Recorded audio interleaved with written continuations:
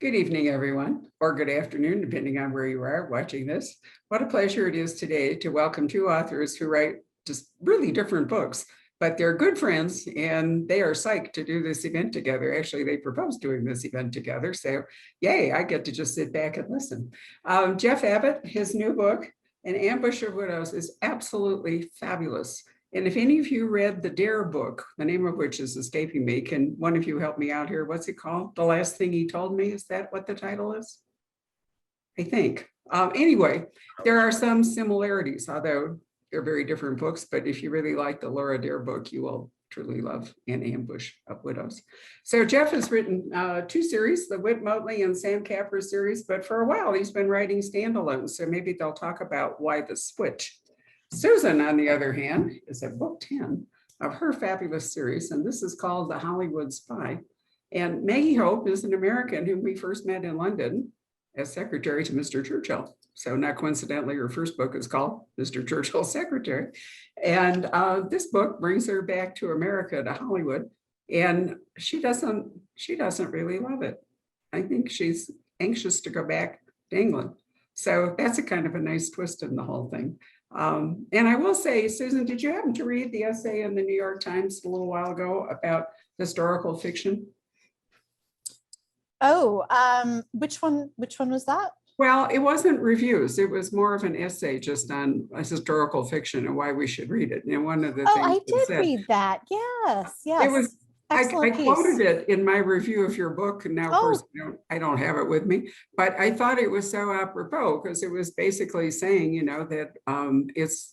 I mean, we've all said this before, but by understanding the past, we might be able to understand the present. Although I honestly don't think that there's any way we could understand the last 5 years. So I'm going to pass on to it.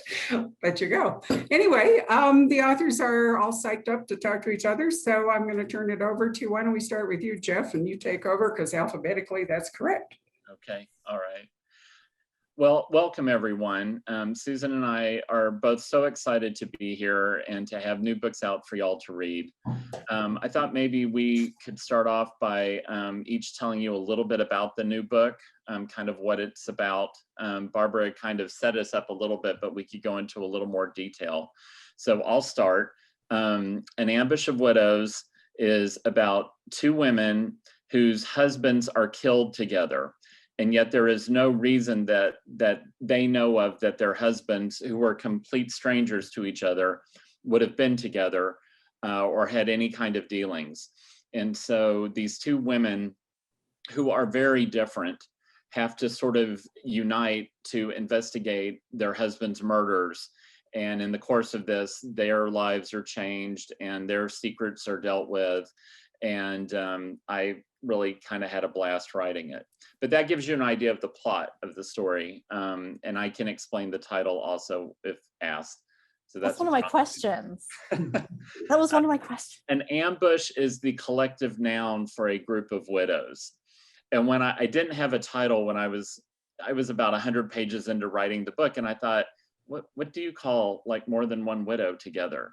And then I saw that it was an ambush of widows, and I was like, sometimes the title just falls from the sky onto you. And fortunately, my publisher really liked it as well. So, but that is the idea, is that is this group of widows. So Susan, this is the 10th Maggie Hope book. What can you tell us about The Hollywood Spy to sort of whet our appetite?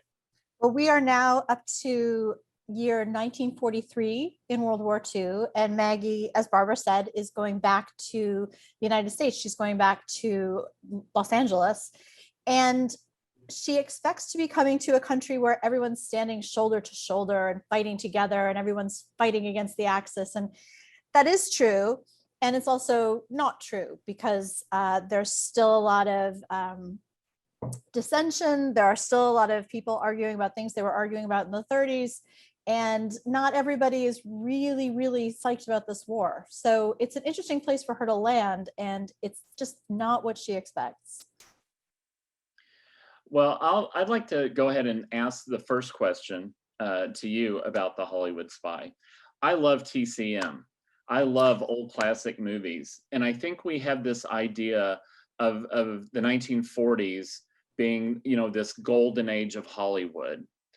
And when I started reading the book, it became clear very, very quickly that Hollywood and Los Angeles at that time, even when, like you said, a country standing shoulder to shoulder, is riven with division. And you kind of, I was not aware of these things like the Zoot Suit riots or the KKK's presence in Los Angeles. I'm from the South. We think of the KKK as being here in the 30s and 40s. We don't necessarily think of it being elsewhere. Can you talk a little bit about why you chose that as one of the themes, one of the sources of conflict in the novel? Sure. I read this wonderful book called Hitler in Los Angeles. It's by Stephen R. Ross, and it was nominated for the Pulitzer Prize. And actually, it's funny because Jeff knows my husband. My husband works for the Jim Henson Company. He's a Muppet. And he was doing the Muppets at the Hollywood Bowl. I kid you not, this is real. And he picked me up for a present. He picked me up the book Hitler in Los Angeles, because what do you get your historical mystery writing wife? Not diamonds, but a nice book. But Hitler.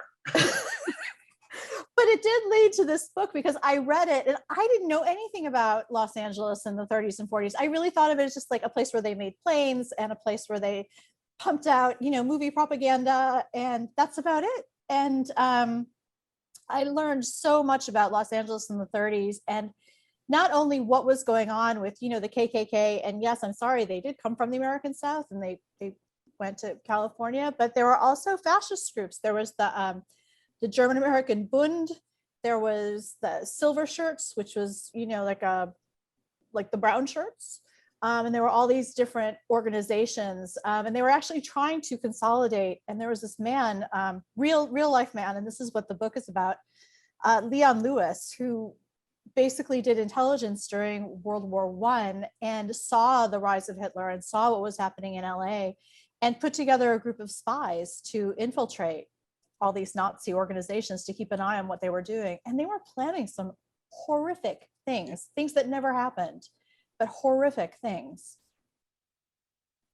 Oh, can I stick in a comment and say, I grew up in the Midwest. I'm from Chicago, actually, Winnetka, and Wisconsin, right over the border, and Missouri, St. Louis in particular, nearby, had enormous numbers of German settlers, and so very large German communities. And it was a big thing during the war. We know that the Japanese Americans were interned, a lot of them, in California and Hawaii, but the German and the Italian Americans really weren't, although a lot of things went on. But so I wasn't surprised, Susan, by the Germans in Los Angeles. Boom, I was knocked out by the KKK. I'm with Jeff. I thought they didn't come over the Mason-Dixon line. So I was just like, really? It's true. It's true. Actually, Anaheim, California was nicknamed Klanaheim because of the high number of Klansmen that were in that part of Southern California. Yeah. It was really a big thing. That's what I love in the best historical fiction. And I do want to ask you another question about all this. But, sure. But because I have a history major. I was a history major, history and English double major. I have a history degree, and I have never written historical fiction just because I find it intimidating to think about doing. So I've always kind of wanted to do it, but I'm just not brave enough. I'm not brave like you. So do it. No, I'm not brave enough to do present day stuff.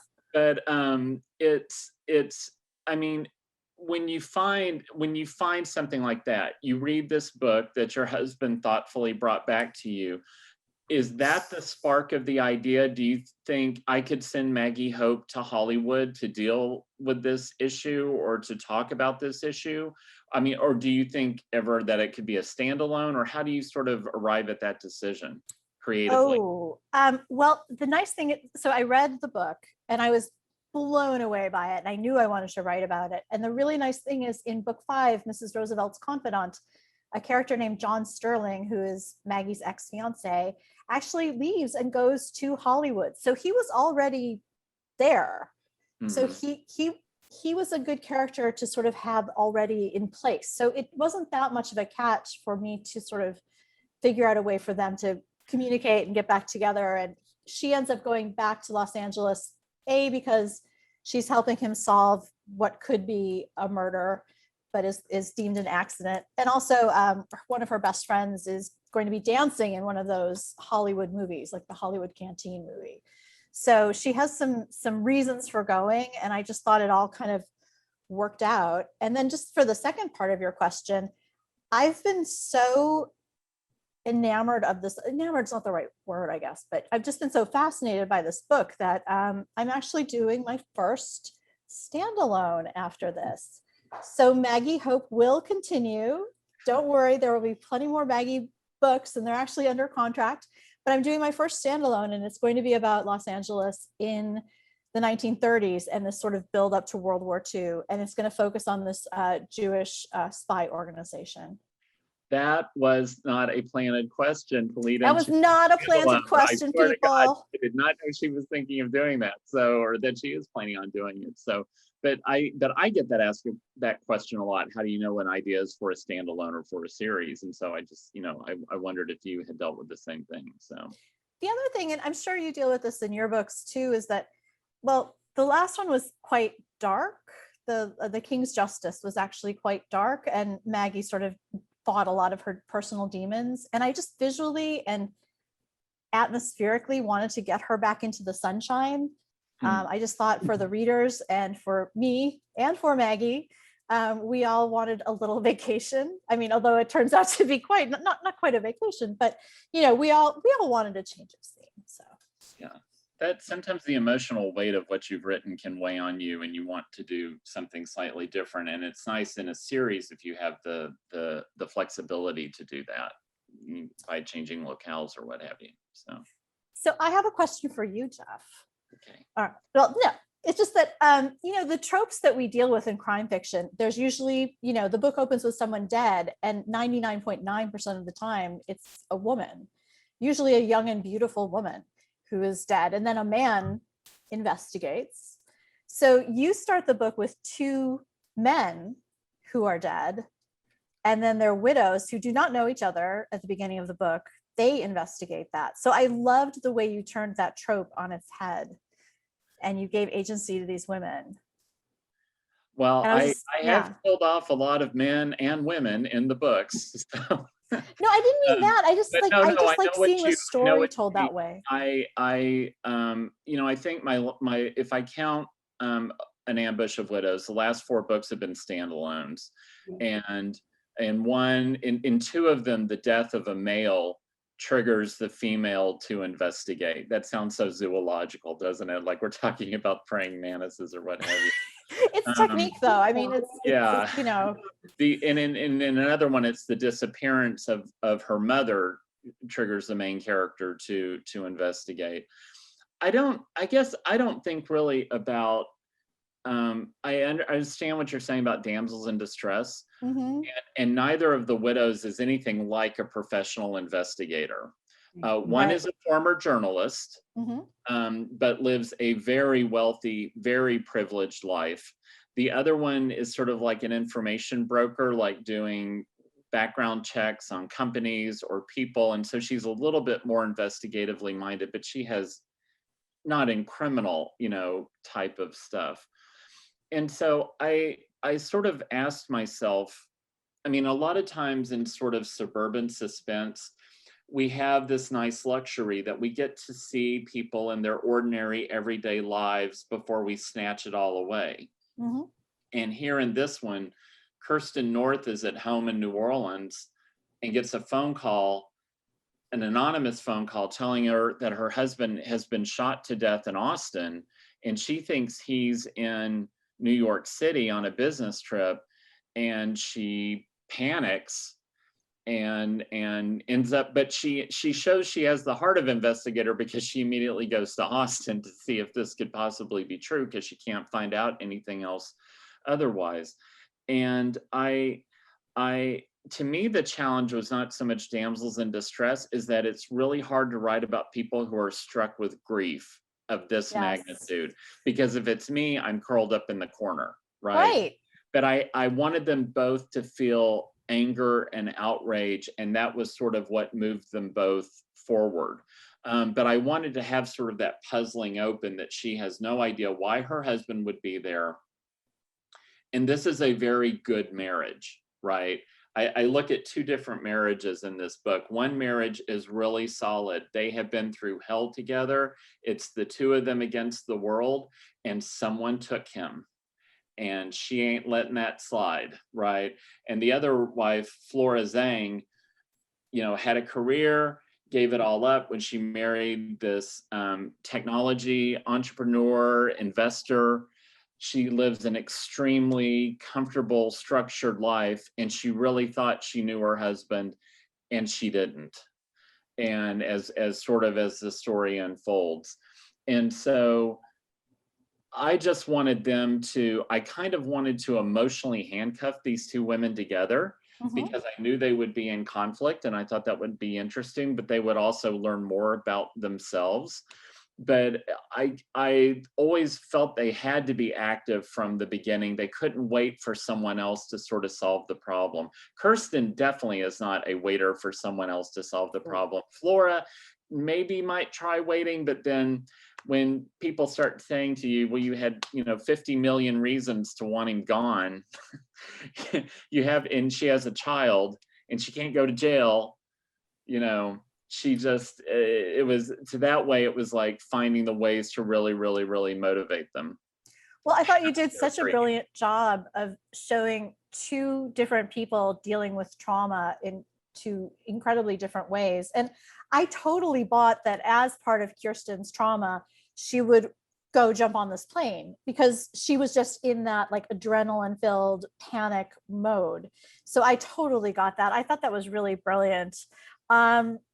What is the challenge of having two characters who've experienced so much trauma at the beginning? Like, they're not investigators who have a certain distance from the crimes.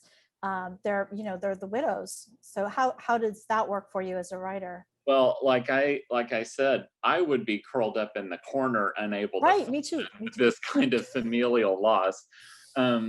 And I couldn't let them do that. The story has to move on. So I think their anger sort of pushes them forward. And then as they're each finding out more, because they know their husband must have, each of them knows the husband must have been keeping a huge lie from them. And so then you want to know that truth. And I think Flora just wants to know the truth, so she's not blamed for the murders. And Kirsten thinks of herself as a bullet she's going to aim at whoever took her husband from her.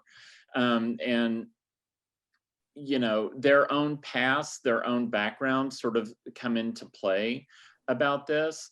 But in some ways, just switching back between the point of view of each of them, it felt like a natural rhythm, almost like a song, because one of them would be really hepped up and the other would be slightly calmer and figuring stuff out, and then they could get hepped up. And so it gave a nice rhythm to me for the writing. The book I wrote before this, Never Ask Me, is about a family of 4 dealing with a murder, and I had 4 points of view in that. It was really hard. And so this felt like slightly like a vacation afterwards to only do it for 2. And then there's one other character from his point of view that we see some things. But yeah, that was, to me, just, I couldn't let them wallow in their grief. But the other challenge that you asked, how was it a challenge to write them? I wanted them to show the happiness of their lives and the goodness of their lives. And that had to come more in reflection and finding those moments, sort of like the little cracks in the action where they could stop and take a breath. And that's when the light would come in and in those cracks and let them think about what they had lost and how it was going to change their lives. And how were they going to go on with their lives? Even in a somewhat unhappy marriage like Flora's, the loss of a spouse is still devastating, right? Of course. That it was a homicide is devastating. And her child has lost his father, and that's devastating. And so she has to rethink her entire life. And so that was, to me, that was sort of the challenge, is like, how can I show all that while keeping the action going? And I just had to look for those opportunities in the rhythm of the story where it felt right. You did that really well. So Thank you. That was a really bravo. long-winded answer too. No, it was a great answer. Actually, that brings me to another question. So this book, they end up in Austin, and this is your fourth. Is it the fourth book set in Austin, or set partially in? Set in Austin, yeah. So yeah. what is the pull of this mystical city? Well, Austin has, well, first of all, I grew up in Austin. My family moved to Austin when I was 6 months old, and I married a native. And people think we're part of some program to get people married who have been here a really, really long time, because lots of people haven't even been here 5 years. We're now the 11th largest city in the country. Wow. And the growth has been, we're about to pass San Jose, and the growth has just been unreal. And it's had a huge effect on the city in terms of people experiencing homelessness, people getting priced out of houses, houses selling, people not moving in, people reselling them 4 months later for $200,000 more. It's just been this crazy, crazy growth. And so that brings a lot of conflict and drama. And before all of that happened, Austin is this very, very livable, nice, creative, fun city. And it's right. trying to keep Austin weird, right? Yes, keep Austin weird. We're trying to keep Austin. A lot of the people that move here want to preserve that part of the personality of the city. I think it's going to be a real challenge. I mean, before I was writing these books, I was writing the Sam Capra series, where Sam is an ex-CIA agent who owns bars all over the world. And so that that always involved me going and traveling to the city where that book would be set. Downfall was in San Francisco, Inside Man was in Miami and Puerto Rico, Adrenaline was in London and Amsterdam. And I kind of got tired of traveling. So I said, I'm going to write about home. And I also felt like not very many other suspense writers are really centering stuff in Austin. Meg Gardner has written a novel set here. There are some other really wonderful authors who write about Austin, but I felt like in terms of like suburban suspense, I could sort of really lean into it here. So that's where Blame came from. And then I wrote The Three Beths and Never Ask Me, and now Ambush of Widows. And I just enjoy trying to bring sort of the sensibility of the city to people who maybe have misperceptions about it, or they've heard this about Austin, or they've heard that about Austin. And it's just such a dynamic place that I really have enjoyed writing. So Jeff, I had so fun. Before you go on, Susan, excuse me, tell me a bit about suburban suspense, because there's a lot of confusion about trust no one and psychological suspense and suburban suspense and so forth. What is it that you think suburban suspense is? Well, I think it's usually people living in a suburb who are, that's one first point to establish, who are caught up in some sort of crime or some sort of action that might come from the past or for something that happens in their present.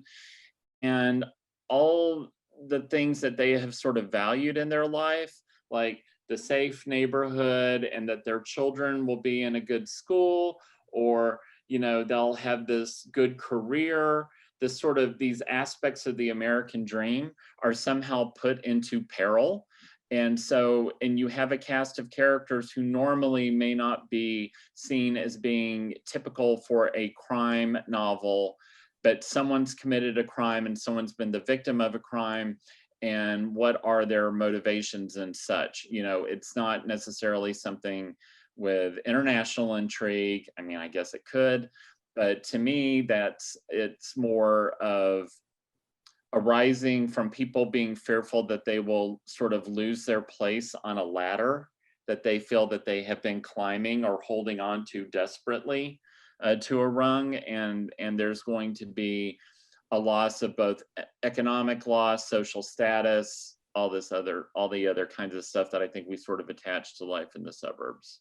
That's a wonderful answer, because, I find myself, excuse me, country noir is one way to describe a particular genre, or, we have urban noir or urban this or that. And I find it interesting that, the location is part of the definition of what you're writing. So, I think, Harlan kind of, set a standard for suburban noir. Linwood Barclay writes wonderful suburban noir. You write wonderful suburban noir. So I'm looking for the things that you all have in common where we call it that.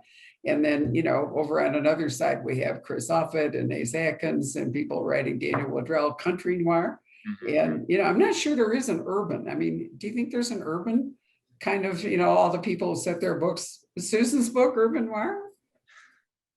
It's Los Angeles. I mean, Well, it's there's an not that interesting whole Los question. Angeles noir, Raymond Chandler, etc. I mean, that's a I huge. think noir started as urban noir, because I Yeah. think of Hammond and Chandler and Dorothy B. Hughes and these classical practitioners of the form, people who define the form. So I think the idea of it has certainly spread. I mean, I think would there be historical noir? Noir set in periods other than the 30s and the 40s? I don't know. Noir came around after the 40s. It was a post World War II thing. So, but yeah, you can use that lens to look backwards. I think it's like looking at the dark underbelly of whatever place.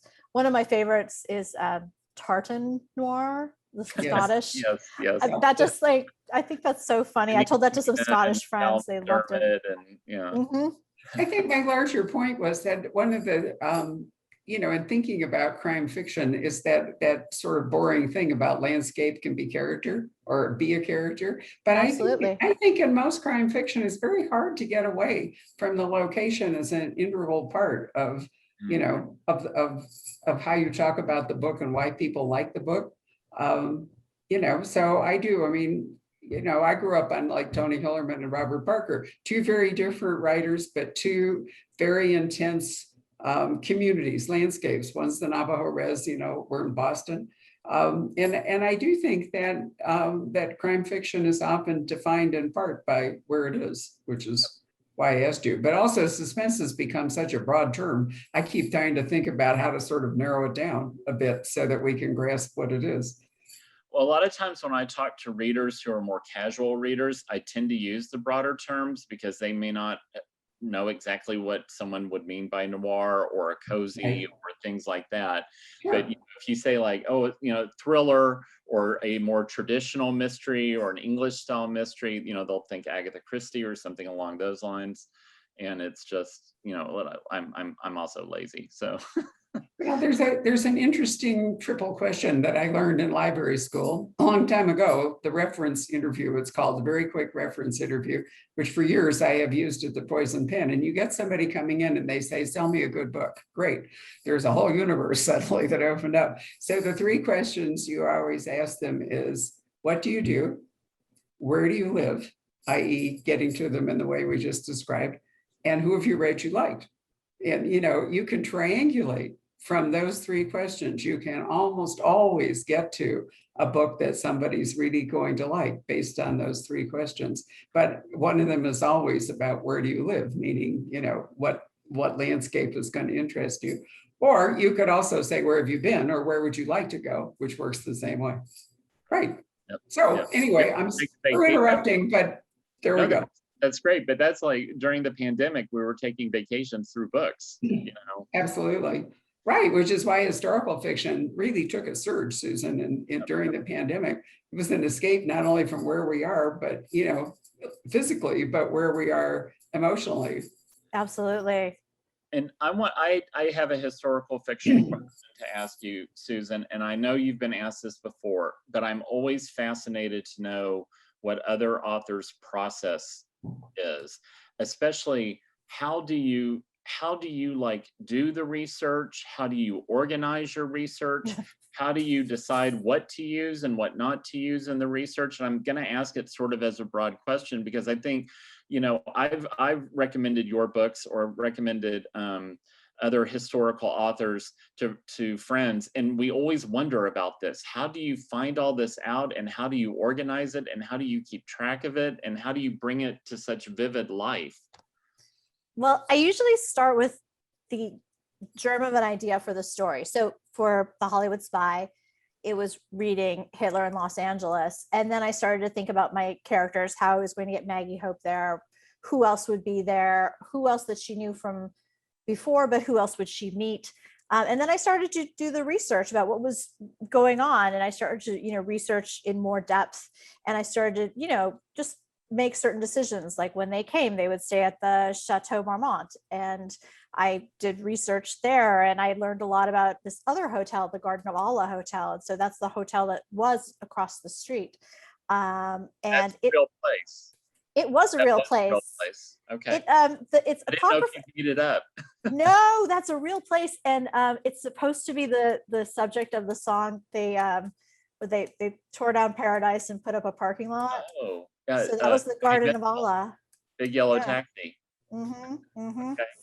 So, and then the more I researched the Garden of Allah, the more I found this whole like sort of Hollywood sub community. It was a place where a lot of people in the business could go and really be themselves. And when I say be themselves, I mean they could be LGBTQ and out, and there was their own security at the hotel, so they weren't dealing with the police, and so they were quite safe.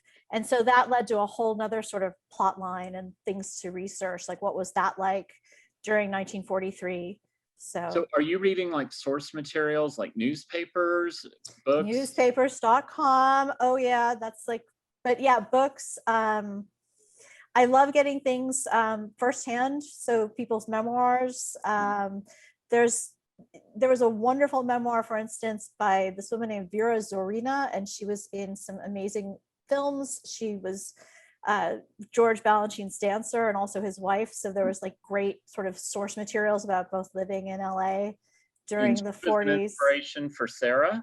Yeah, so Sarah's a ballet dancer. So a lot of the research on Vera went into Sarah. But basically I do just a ton of research and everything that I can think of. And then when I start writing, I just have to keep researching. So, but do you keep it? I mean, I'm asking like tactical, do you keep just like PDFs and you just organize them into folders, or I mean, I would worry I would do all the research and then not look back at it and forget about all the gold I might have in there. No, you know what? It's so funny because I've tried Scrivener. Okay, this is really nerdy, but do you use Scrivener? Yes, I use Scrivener. Okay, I am not smart enough to use Scrivener, Jeff. I cannot watch all those videos to do Scrivener. So I have all these different Word files about like, so I'll have, like the Garden of Allah Hotel, and I'll have Chateau Marmont Hotel, and I'll have like the KKK and the Zoot Suit riots. And so I have all these things. So then when I go to write about that or even mention it, I sort of like go through and pick out the most important detail that will fit what I'm writing about. So it's just, you organize it according to topic and a collection of Word files, and then you draw on those as you. Right. And I do review that, like I do go through them quite a bit. So it's all sort of in my head. So I know where to cherry pick. So you can get research. like Los Angeles newspapers from 1943 online. Absolutely. Newspapers.com. I don't know if most people know that. No, like, and you can go to the LA Times. You can go to the LA Times and get their whole, I was going to say backlist. That's not what they call them, but all of the issues. And then there's also newspapers.com, and you can get all of these, like the Sacramento Bee and, all of these different smaller papers that don't even exist anymore. So you can look up, if Maggie's in Los Angeles in July, 15th, 1943, you can just look up everything that was reported on that day. See, I just feel like I've learned something. I just did not See, know. you can do this. You can do this, Jeff. I believe in you.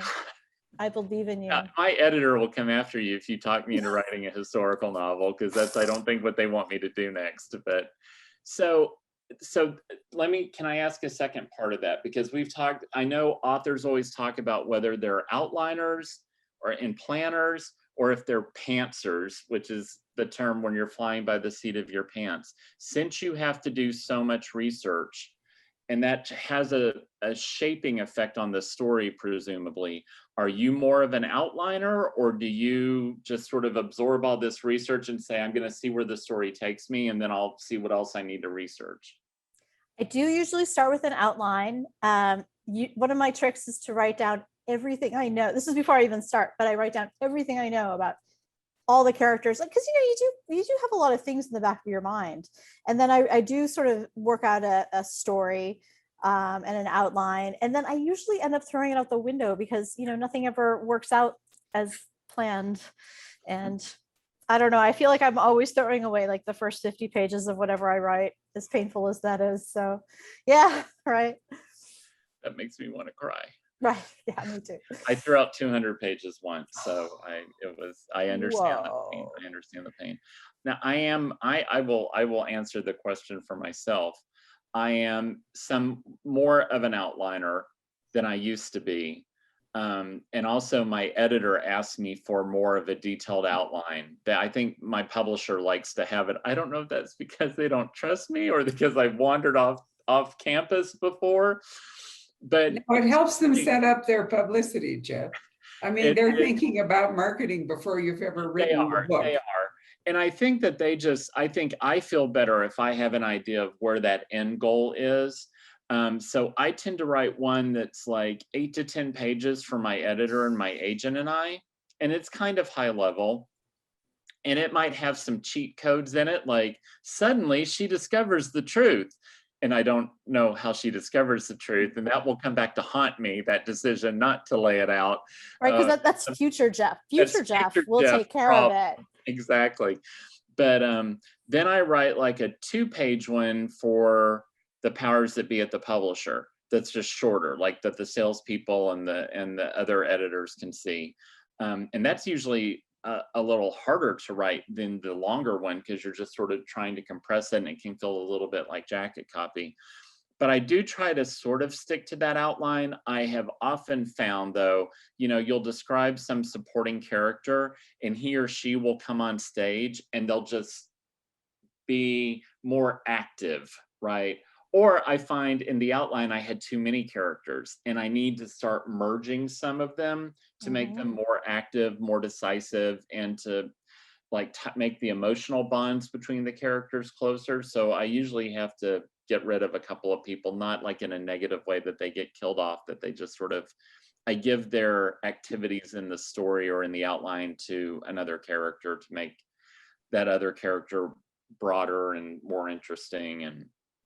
But it's like, but all the times I've deviated from an outline, they have never at any point come and said, well, here in the outline on page 3, Jeff, you'll note that person was going to die and they're still alive. What happened? It's like, well, the improvements to the story suggested themselves as I was going through. So. Oh, I also use a whiteboard or like really big pieces of paper, and I put like names down and circle them and like make little arrows to like other characters and how they're all interwoven. And I did this talk with Mariah Fredericks, another historical fiction novelist, and she accused me of being like Carrie Matheson on Homeland. Because it was like really messy. Pinned up here, and she's having a nervous breakdown in front of all the data. Because there's like colors and scribbles and things crossed out. I literally have a cork board over here that has the color printout of the Ambush of Widows cover when they emailed it to me months ago, with a bunch of stickies that was supposed to outline stuff. And I put that together and then I didn't look at it. And then I bought a whiteboard back before our house burned down and did not replace it after the house burned down. And so I mean, the closest I've come to that is just taking like a sketchbook pad. Yes. And I'll write the person who dies or something at the center. And then it's like a spider web coming out. And then I also, as I write the names of the other characters, sometimes I'll say, why is there no connection between these two people? What if there was? That was maybe unsuspected or surprising. So I kind of like that organic way of building the story, but I still like the comfort of the outline, that where I've deluded myself into being 100% sure that I know where I'm going. But this is my other cheat that I'll share in case people writing this are interested. Regardless of how away from the outline or on the outline I've gone, when I have about 100 pages left, I stop and I take a real deep breath and I reread everything, and then I re-outline the last 100 pages of the book, because I really, really, really want a battle plan to get to that end and to feel like I'm resolving the issues and I'm having emotional highs and emotional closures and all the things that you hope that you will have for at the end of a satisfying read. But that's my cheat that I do. Well, I think that's a good one. And I am going to ask you perhaps later to help me with Scrivener, because I think that might help me and not be so Carrie Matheson-like. I don't use everything in it. And actually, I started this book, the book I'm writing right now, which, Barbara, is not a standalone. Oh, wonderful. Filled the room. I was writing it in Word, but it's hard in the Mac version of Word to move sections around. Yeah. And it's really easy to do that in Scrivener. So I moved the manuscript over to Scrivener because I really needed to reorder a bunch of stuff. So, but so yes, I have a question for Susan, since we're talking about structure. That struck me when I was reading the book, Susan. And now that I know how you work, maybe I could answer it myself, but better you should answer it, which is, when you got to Hollywood and all, one of the fascinating subjects you explore is lavender marriages. I mean, we just moved past Gay Pride Month, June, so we're July, but we're close enough. But did you expect to be writing about that, or did you expect characters that in fact are engaged in a lavender marriage to appear in the book? Because I thought that was, I mean, it was like the Ku Klux Klan for me. I was really intrigued by it. No, that was all because of some of the amazing books I read about the Garden of Allah Hotel, and the fact that people could live so openly and just be themselves. And it was this sort of haven for people, quote unquote, like that. The lesbian group was called Sewing Circles, and they often wore purple and violet.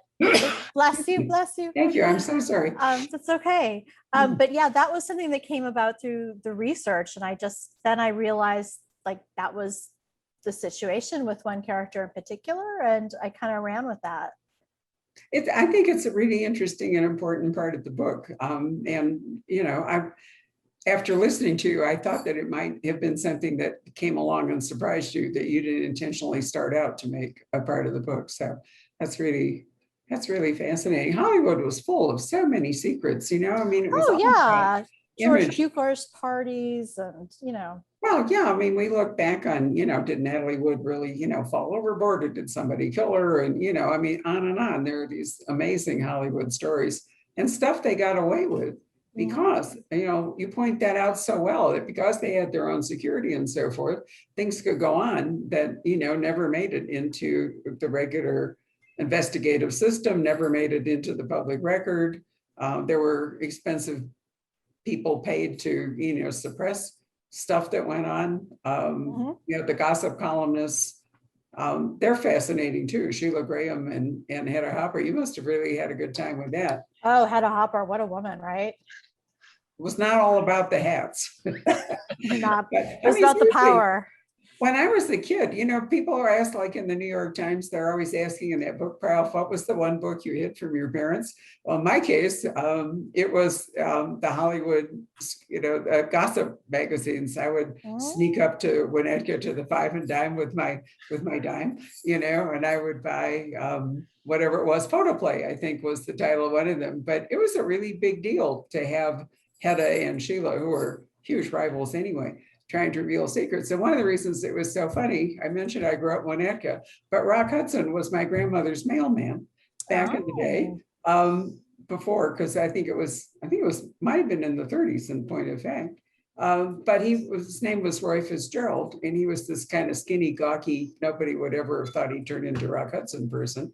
But it really was, it wasn't until AIDS became such a terrible thing that anybody ever realized that all along, he'd been part of the gay community, and that had all been covered up. So, we see him with Doris Day and we think, what did they get up to? Answer, nothing. But so really, it's a place of amazing secrets. Put a spy story there. I thought was a brilliant thing for you to do. It really is. And I don't know that I'd seen it before done that way. And that's one of the things I loved about the book, was that this seems like a great premise for it, and you've carried it so well, Susan, in your execution of it. These real life spies were so inspiring. So there was Leon Lewis, who was this sort of the leader of the spy ring, but he and his colleagues, most of whom were Jewish, they hired or worked with people who were, what we would call WASPs, to infiltrate those groups and who would pass. So there are a lot of Germans and a lot of, Northern European Americans, and they all were working together to bring down these Nazis. And I found that so amazing. And then the other thing that I found so fascinating about the book is there are so many unexplained deaths. There are so many unexplained deaths of those people who were spies, running the spy circles, and people who testified in the sedition trials. And nothing ever happened with these deaths. That nothing was ever proven.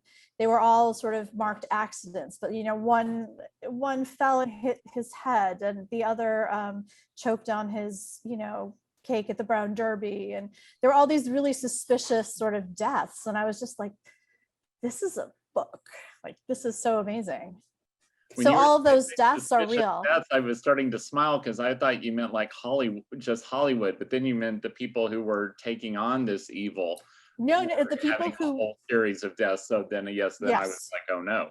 But yeah, it's and no one tried to connect the numbers or to prove that there was maybe a wider reason for this. Well, you know what? When it finally got down to 1944, and so they were tried in Sacramento in for state crimes, but they were also tried for federal crimes in Washington. And what happened was, finally, after a really sort of raucous and nasty trial, the judge died of mysterious circumstances. And it was declared, the sedition trial of 1944 was declared a mistrial. Certainly some interesting echoes to today. I was thinking about your book when it was revealed in the Times maybe a week or two ago. Did you read about the woman who paid some, I can't remember whether they were actually conservatives, but anyway, they went undercover to in Wyoming to spy upon the Democratic Party. And I thought, my God, there we go again. It was very, very similar to things that go on in your story. One of the brilliances of your story, Susan, is that Maggie is an American, but we've been thinking of her as British for 9 books, because she's been over there. It's sort of hard to, and so it's interesting to see what's going on through the lens of her as an American, but she's almost an expat, coming back to America. So I thought that extra layer was like that insider outsider situation. I did. Yeah. And one of the things I loved in your book, Jeff, was, and you didn't mention it as one of the motivating emotions, but aside from anger and grief, I think you have to give curiosity a bit of a hello, because, especially the woman with the solid marriage, she has to have been driven by, among other things, just gone mad with curiosity, wondering why her husband wasn't in New York. Right. I mean, that's really, They trusted each other with very dark secrets from earlier in their life, and then he kept another secret from her. And I think, she definitely know what the answer. There've been a couple of books about people who died like on an airplane flight, and the person sitting next to them was not anybody that they were supposed to be next to, or they were going to a destination that nobody expected. And I always think that sheer curiosity is one of the impelling emotions for investigating. It's like, why was he there with that person? Well, I think writers, especially crime writers, tend to be highly curious people. And when Susan was describing her process, and that so much of what she starts with is asking herself questions, and what if, and who and why and how, and just writing down everything she knows about every character and then laying that out visually. It's because we want to get to that answer. We don't know the answer when we first think of the very seed of the idea of the book. And even if we know an answer, it's a very simple answer. We don't know it with all the complexity of the characters and the plot wrapped around it. So I think curiosity is that our curiosity probably bleeds into our characters. I often think that what distinguishes authors from not authors is people who just can't stop asking, what if? You know, one person can walk into a room and just accept it, and the next person comes in and says, what if? You know, and off you go into a story. Patrick, let me summon you back from the darkness. You probably, this is so much fun. It's like Shakespeare. Here he comes. Right. Ariel or Caliban, take a vote. Yeah. So What a great discussion. Yeah, It it's is, funny. though. I've been thinking about, I've been fascinated, Susan, also with Germans in Hollywood. You know, there's that whole group that fled. You think most notably of Fritz Lang, Yes.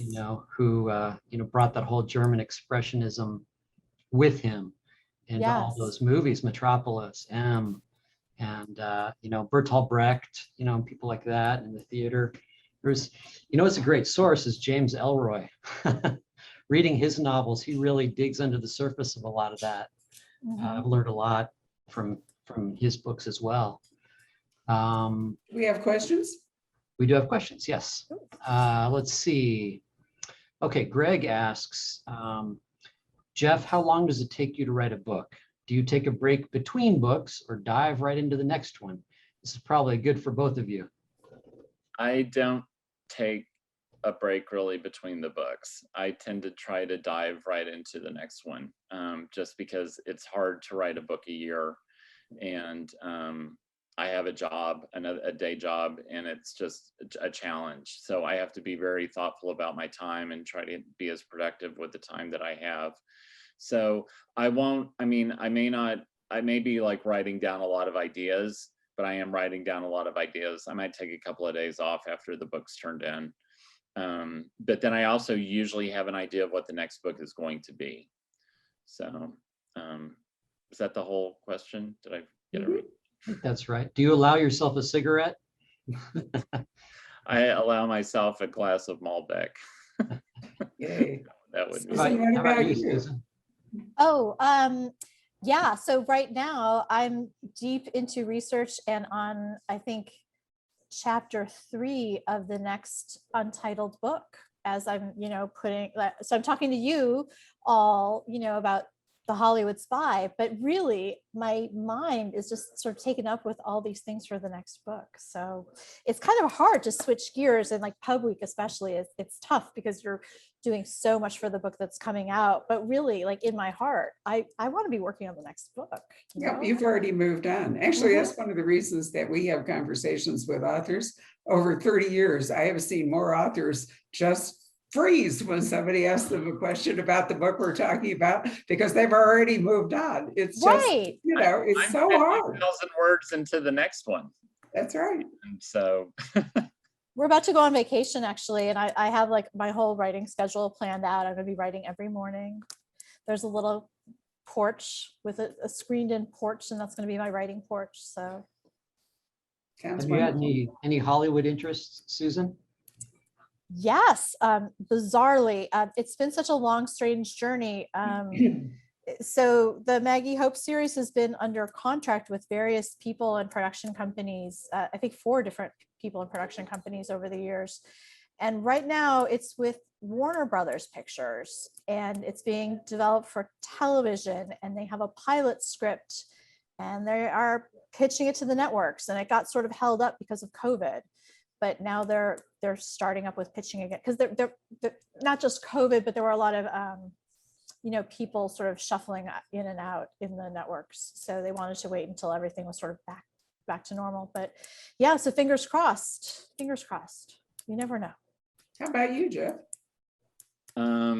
We do have some interest in Ambush of Widows from 2 prominent female television producers, which was really nice. And I've just had kind of like an initial discussion with them. Collision, I have multiple standalones that are under option. The SamCap Collision is under option, and they have the financing for it to film it. They were supposed to start filming in South Africa right before COVID hit. And so they still have the financing. They have to regroup and figure out when filming can start again. what else? The Sam Capra books are with two guys who are well-known producers for both network and streaming. And they have a showrunner selected, and they are working on the pitch for that. And it's a well-known showrunner. And then what else is there? Trust Me, which was is a 10-year-old book and never had any film interest, has been optioned by a producer who said, I wanted to find a book about people trying to hunt bad guys online, and you wrote this book like 10 years too early. But he said, I read a bunch of them and I liked yours the best. So, and then Panic, which I had been developing as a television series with the Weinstein Company before all of that, before they stopped, I'll just say, before all that stopped. It's with another production company now, but I don't know how it will move forward. I'm not really involved in that. Well, So I've had a bunch of things just because of having standalone sometimes opens a few more doors than what a series will do. But then I also think a series is easier to sell than the standalone. Series for a TV show. Yeah. Well, streaming has really changed things, I mean, this is an absolute golden age for taking books into visual, and serial television suits a lot of things better than a movie. I mean, there are some books that really you just see the movie. We just did an event for Falling, for example, and when you read Falling by Newman, her debut, it's a movie. I mean, it absolutely is a movie. But then other things, look at the success of Bosch, for example, or the Joe Pickett books are coming online, or we're going to get Jack Reacher, not Tom Cruise, and whatever. I think it's wonderful. It's a great chance for you all to reach a bigger audience. And even if they screw it up, you still have your books. I mean, that's the important thing to remember, right? Whatever they do with the adaptation, the books are still the books. Absolutely. Well, when I was writing the adaptation for Panic, I couldn't leave it just as it was in the book. It would not have worked as a television series. There were things you would have to change in it to make it work visually, just because the medium's different. So I was like, I feel like I'm rewriting the book when I was trying to write the series. So, but it is, I agree. And it's just such a great way for so many authors to reach new audiences and to see their work given this new kind of treatment that the streaming services can bring. That just wasn't possible when a television series had to be 22 episodes when we only had network, and the cables weren't doing so much of that, so. Seems like there's an insatiable demand for new stories, and there's great diversity in stories too. All kinds of different shows are being produced. Very cool. Here's a classic question from Julie. She says, who are your favorite authors? Pick 2 or 3. Pick 2 or 3. She didn't say dead or alive, so I think. No, you can do dead authors. That's always safe. Dead authors is always safe. You go ahead, Susan. You want to go? No, Jeff, you go. Go ahead. Okay. No, I'll say. I was actually just thinking of the other day of how much I loved Sharp Objects by Gillian Flynn, and I know everyone talks about Gone Girl, and as they should, but for me, it's Sharp Objects, and I think it's the combination of a sort of likable yet unlikable protagonist, and I just think it's so tight. Like, it's pretty perfect the way it's structured, and it's gorgeous, and it's evocative, and it's just kind of everything. I love it. So that would be something, I don't know, that would be like a desert island read for me. I think I am going to lean in on authors who are no longer with us. I'll say one, Tony Hillerman, who I came to kind of late as a reader, but I just thought those books were so remarkable and so enjoyable and so compelling. Josephine Tey is a favorite of mine, and what, Barbara? We actually love her so much that J.T. Ellison and it was Val McDermott and I and Dana Stabenow and Sujata Massey. We did a whole hour conversation on Zoom just about Josephine Tay. Oh, see, I didn't realize that. I would have loved to have seen that. I'll send you the URL because you Okay, can watch it. I love her books. And I'm sometimes surprised when I meet people who say, oh yeah, I'm a hardcore mystery reader, and they are not familiar with her work.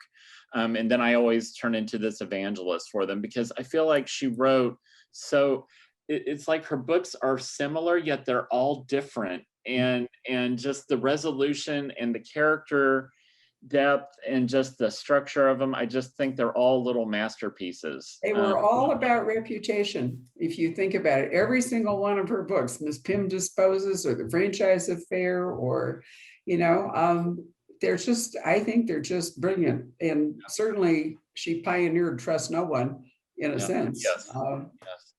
I'm always sad that she doesn't leap up when we talk about the golden age. It's always Christie and Sayers and all, but I think Tay belongs right there. Yep, I totally agree. Yep. Me too. All right, Patrick, we got consensus there. Do we have anything else before we sign off? Just a few quick things. Laura points out, you may know this book. She just says there's a really good book about the Zoot Suit riots by Eduardo Pagan, or Pagan probably. Murder at the Sleepy Lagoon. Do you know it? Oh, I do know it. Yeah, that the Murder at the Sleepy Lagoon takes place before the novel, but it sort of sets the tone for all of the conflict for the riots and then for all of the conflict. So Laura, yes, I read it, and that whole, I can't believe more Americans don't know about that chapter of our history. It's interesting to me. I've heard the song Zoot Suit Riot by the Cherry Pop Daddies, but I didn't know it was an actual riot. I just thought they were, I don't know what I thought they were talking about. Let's see, Michelle says something very kind. She says, you all look wonderful. My question is, are you excited to do live events again? Oh, yes. Yes. Oh my gosh. Jeff, what about you? Yes. Yes. Yes. I want to see people. I'm still nervous about it. But yeah. the time is going to come, and I think it will be really great to connect with. This has been a great way to connect with readers who don't live near the bookstores and get to have an experience. But yeah, it'll be nice to have like normal book events again and go to the bookstores. I mean, because when I come and sign up Poison Pen, I need to like an hour beforehand to shop, right? And Absolutely. to see what everyone's And recommending. then there's dinner, I mean, because dinner is always part of our experience. And I've had so many authors say, dinner. Actually, we did our first live event on Tuesday. Oh, great. And it went very well, but we did, and I found it interesting. We did ask people to come masked because there really is no way to verify whether people have been vaccinated, and we decided that would be more controversial. So we didn't have anybody who came. We had what, Patrick, 35 or 40 people. Everybody was really nice about it, and we had a great time. And then I put a picture on Instagram, and it was also in Shelf Awareness, and you could see that the audience was masked, and you can't believe the snarky comments, that people got. And I thought I wanted to write back and say, our store, our rules, just don't come. But I didn't want to start a war on Instagram, so I kind of let it go. But I thought that was so interesting that, the people who came were perfectly comfortable with it. Right. And so are all of us, because the staff is masked and all. Only the author and I were not, because obviously we had a dog. And then, outsiders, I like to think they were not book people. I like to think those people weren't really readers, right? If we're snarky about it, like it was a political statement or something. So I do think those are things we have to navigate going back to live, is how it's going to be run and what people will be comfortable with and how safe it is. But our experience was lovely. So we have another one coming up. We have 2 coming up in August, and then I think we already have 5 booked for fall. So I do think that you're going to see a lot more of it. But just think about, how you're going to feel, how comfortable you will feel doing it, and decide. And that's all before we know about the variants and whether everything's going to shut down again anyway. And the whole question is academic for a while. Who knows? Patrick, didn't you think it was a nice experience on Tuesday? I did, yeah. It was It was great, you know, I mean, And we'd forgotten our mojo. I mean, I forgot we actually needed pens for the authors. We had the camera under an air conditioning vent that turned out to come loose. So that, the we're a audio little was like rusty. that's why I went and turned the air conditioning off here, because I thought, oh my God, we're going to recreate, the broken vent in the bookstore. And we were really off our game because we haven't done it for a while. I mean, we were really polished. And then we quit. So we've got to practice our end of it in addition to the But then authors. with this setup, I can do it in like 2 minutes. Get it set up, get it on Facebook. And I've got that down to a science. But the in-store ones we're going to have to ease back into. Yep. And they have a different energy. The conversations can have a different. I love on all these Zoom programs. We can go off into some really interesting areas that we might not in front of a live audience, for better or for worse, sometimes, but. Or we don't have time because, Yeah. the signing part of a live audience takes so long that oftentimes you truncate the conversation in order to deal with that part of it. But I know that people miss it. They miss being able to have photographs with the authors. They miss being able to tell you stories. I loved your book, all that kind of thing. Is missing for them. So I think it'll be great, but we're going to keep Zoom events too. Because what are the odds that we could have had both of you in Scottsdale together tonight? I mean, the travel Right. considerations, the whole thing, Right. oftentimes is just completely ridiculous. So I think Zoom has been a fabulous tool, and we're going to use it going forward. International authors, we've done a ton of stuff with Australian authors and British authors, and I have another Stockholm author coming up, and Iceland, and I'll can't do that easily. And I think it'll be fun, to do both Zoom and live events. And you guys will probably do those too. Be great. Anyway, anything else, Patrick, before we sign off? Wendy has the last word. She says, I'm so glad to hear that because I'm in Canada. Well, there you are. Yeah, Canada. we'll keep Yep. doing them All for you. right, Andy. Well, thank you both. It's really been a treat to talk to both of you. I'm glad I made it to Santa Fe and was sitting here in the kitchen, right instead of my office. It's been great. So Susan's book, The Hollywood Spy, the signed copies are on their way. And honestly, I think we only have 3 or 4 uncommitted copies. So if you're really interested, grab one quickly. Jeff's wonderful book, An Ambush of Widows. Also, we have autographed copies at the store. There'll be a podcast as soon as my husband gets around to it, probably tomorrow or Sunday. So if you know people who've missed the conversation and would like to just listen to it. And Rob turned over today 100,000 downloads. Isn't that amazing? Wow. I am so pleased that part of this whole, which we can do with Zoom, has just turned out so well. And the video will live forever. So if you missed it or somebody who would like to have seen it tonight and missed it, it'll be on our Facebook video page, and you don't have to belong to Facebook to watch it. So have a wonderful evening. Enjoy your weekend, everybody. Thanks so much, guys. Oh, thank Good you, night. Susan. Thank Patrick. you. Thank you so Barbara. much. Good night. Good night.